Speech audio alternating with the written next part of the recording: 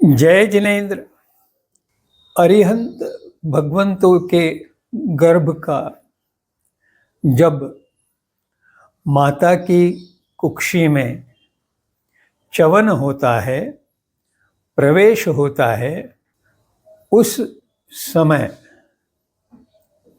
माता 14 स्वप्न देखती है जो अत्यंत उत्तम और प्रज्वल होते हैं। स्वप्न का अपना एक विज्ञान है। अब आधुनिक विज्ञान भी ड्रीम साइंस का अभ्यास, अनुसंधान और शोध कार्य कर रहा है। पूर्व काल में स्वप्न का अर्थ जानने वाले स्वप्न पाठक होते थे और वे उस स्वप्न का अर्थ बताते थे। उस कारण उस जीव के संबंध में जानकारी मिलती थी। परंतु ज्योतिष शास्त्र या अन्य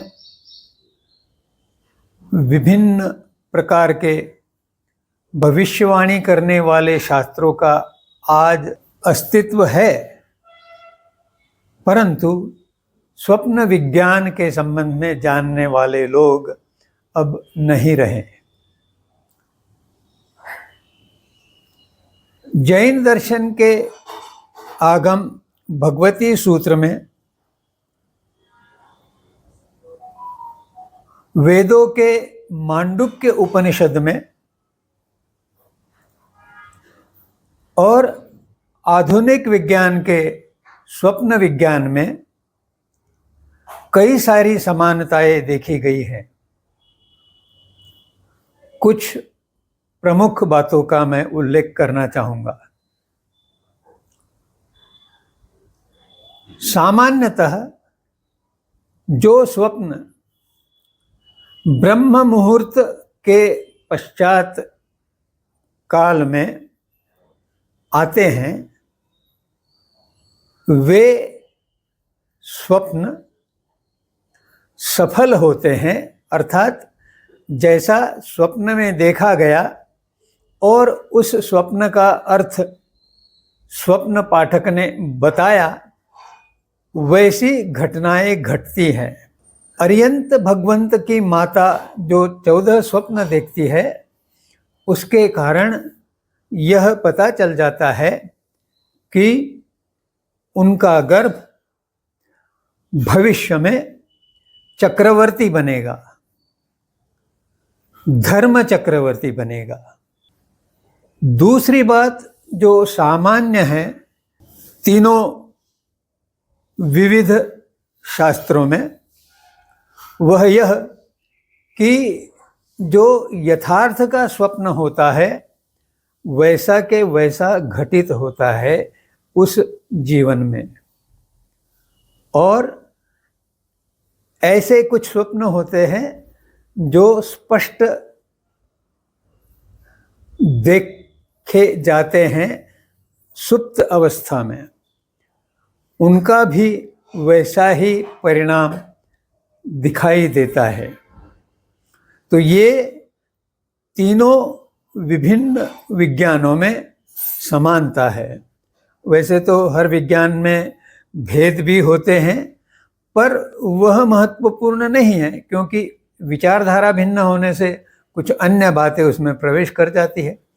परंतु तात्विक और सैद्धांतिक दृष्टि से देखने पर यह ज्ञात होता है कि स्वप्न विज्ञान एक वास्तविक विज्ञान है। मनोविज्ञान के प्रथम पुरोधा सिगमंड फ्रॉयड ने यह बताया कि स्वप्न एक वैज्ञानिक प्रक्रिया है जिसके कारण व्यक्ति के मन में उत्पन्न विभिन्न विचार जो वह प्रकट नहीं कर पाया, उसकी प्रतिमाएं प्रतिबिंबित होती है।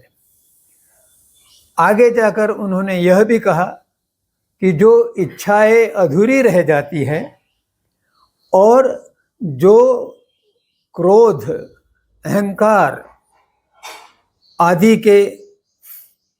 आदि से उत्पन्न जो भावनाएं हैं, जो व्यक्त करना असंभव रहता है,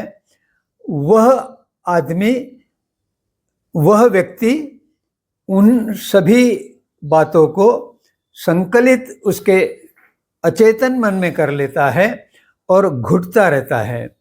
यह बात भी सिगमंड फ्रॉयड ने प्रस्थापित की। आधुनिक ड्रीम साइंस के पुरोधा डॉक्टर जॉन एलन हॉब्सन ने यह कहा कि स्वप्न विज्ञान यह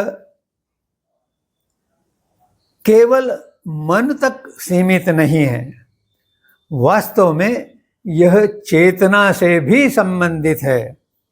और जब वह चेतना शब्द का उपयोग कर रहे हैं तो उसका पर्यायवाची शब्द जैन दर्शन में आत्मा है, क्योंकि आत्मा की चेतना से ही शरीर में प्राण या जीव उत्पन्न होता है।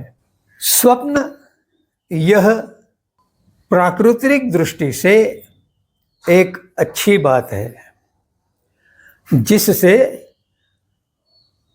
मस्तिष्क वैज्ञानिक ये कहने लगे हैं कि मस्तिष्क में जो नम्यता अर्थात ब्रेन प्लास्टिसिटी होती है, उसकी अच्छी स्थिति के लिए स्वप्न आना अच्छा है। वैसे स्वप्न यह प्राकृतिक प्रक्रिया है, प्रत्येक व्यक्ति स्वप्न देखता है। यह दूसरी बात है कि कुछ ही लोगों को कुछ ही स्वप्न ध्यान में रहते हैं, तो इन स्वप्नों के कारण प्रत्येक व्यक्ति के मस्तिष्क को विश्राम मिलता है, क्योंकि जो अवांछित विचार है उनका लुप्त होना निद्रा में आए हुए स्वप्नों के कारण संभव होता है और इस कारण मस्तिष्क की नम्यता अच्छी रहती है। अगर ऐसा नहीं हो पाया, किसी कारण निद्रा पूर्ण न मिलती रहे या व्यक्ति विचारों में सदैव उलझा रहे और बार बार उसके जीवन में ऐसे ही प्रसंग आते रहे कि उसके निद्रा में सदैव खलल उत्पन्न होती रहे, तो ऐसे व्यक्ति का स्मृति भ्रंश या उससे आगे स्मृति क्षय, इस प्रकार की गंभीर व्याधियां हो सकती है। इसलिए स्वप्न आना और स्वप्न द्वारा स्मृति का भरण और स्मृति का विसर्जन, ये दोनों प्रक्रियाएं स्वाभाविक पद्धति से होने से वह प्रक्रिया अच्छी बताई गई है। अब हम स्वप्न की अंतिम प्रक्रिया का महत्वपूर्ण बातों का विचार करेंगे। जब व्यक्ति स्वप्न देखता है, उस समय उसके मस्तिष्क के विभिन्न क्षेत्रों में बहुत प्रकार से हलचल होती है। जैसे जहाँ देखने का क्षेत्र है वहाँ विभिन्न प्रतिमाएं निर्माण होती है, जहाँ श्रवण का क्षेत्र है वहाँ पर विभिन्न आवाज़ें उत्पन्न होती है, और जो अग्र मस्तिष्क है जिसमें सोच विचार चलते हैं, तो उस प्रकार के सोच विचारों की वहाँ निर्मिति होती है। और इन विभिन्न प्रकार की क्रियाओं के साथ संपूर्ण मस्तिष्क के विभिन्न क्षेत्रों में विभिन्न प्रकार की तरंगे उत्पन्न होती हैं और इन तरंगों के कारण एक विशिष्ट स्थिति उत्पन्न होती है जो लाभदायक भी हो सकती है, हानिकारक भी हो सकती है। जैसे हम जब जागृत है, निद्रित नहीं है, उस समय हमारे मस्तिष्क के बहुतांश क्षेत्र में बीटा नामक तरंगे बहती रहती है। अगर इस काल में कोई क्रोधपूर्ण स्थिति निर्माण हुई तो बीटा से गामा नाम की तरंगों का निर्माण होता है और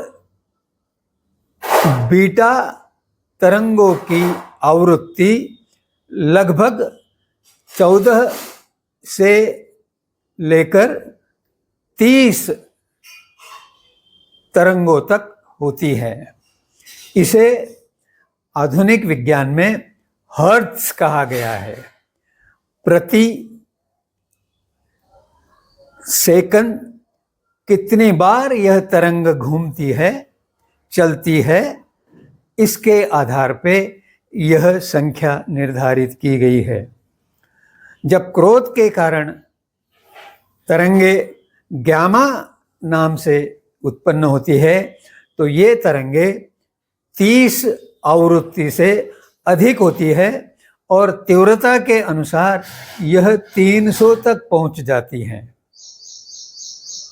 और जब हम सोते हैं तो हमारे मस्तिष्क में प्रारंभ में अल्फा वेव्स, जिसकी आवृत्ति 8 से लेकर 13 तक होती है, और जब ध्यान प्रक्रिया में व्यक्ति जाता है तब भी अल्फा तरंगे उत्पन्न होती है।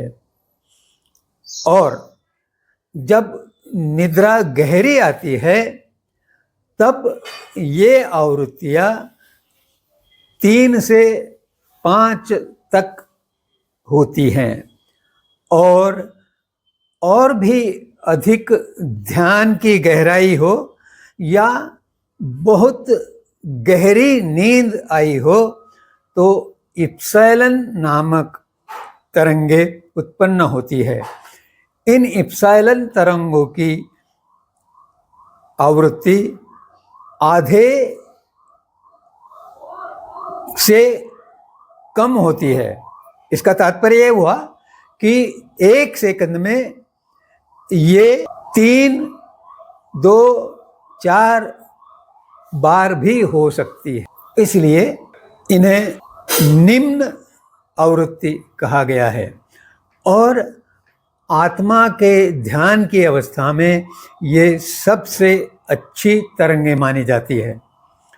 निसर्ग की किमिया देखिए, उच्च 300 आवृत्ति और नीचे आधी आवृत्ति से कम आवृत्तियां, इनका एक वलय बन जाता है। तो आत्मा में बहुत अधिक उच्च स्तर की आवृत्तियां और बहुत निम्न स्तर की आवृत्तियां अर्थात गामा और एप्सिलॉन, ये दोनों आवृत्तियां जब होती है तो आत्मा के लिए वे अच्छी होती है। साधना में इन आवृत्तियों के कारण आत्मा की शुद्धि और बढ़ती है। इतना विवेचन करके आज मैं विराम लेता हूँ। जय जिनेंद्र।